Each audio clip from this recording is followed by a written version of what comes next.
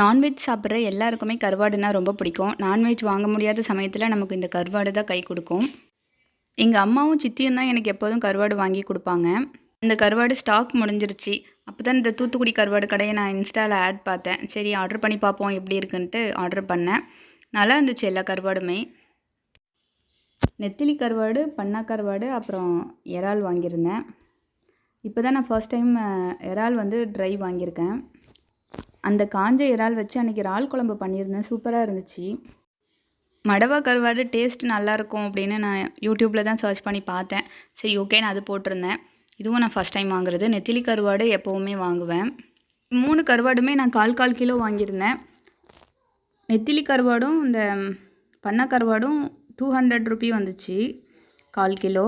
இந்த இறால் கருவாடு மட்டும் 1/4 கிலோ தான், அதுவுமே 375 ரூபி வந்துச்சு.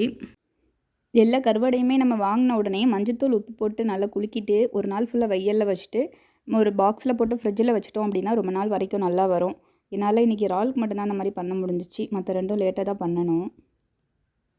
உங்களுக்கும் கருவாடு வேணும்னா வேணால் ட்ரை பண்ணி பாருங்க. சில கருவாடு கொஞ்சம் ஈரமாகவே இருக்குது.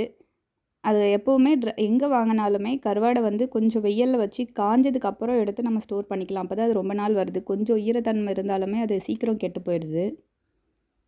கருவாடெல்லாம் சாப்பிடக்கூடாது, உப்பு ஜாஸ்தி இருக்கும் அப்படின்லாம் சொல்லுவாங்க. அதனால் கரெக்டு தான். ஆனால் இப்போ ரீசெண்டாக நான் ஒரு சில டாக்டர்ஸ் பேசி பார்த்தேன். மீனை விட கருவாட்டில் தான் கொஞ்சம் சத்துக்கள் ஜாஸ்தி இருக்குது அப்படின்னது தான் சரி தைரியமாக வாங்கி வச்சேன்.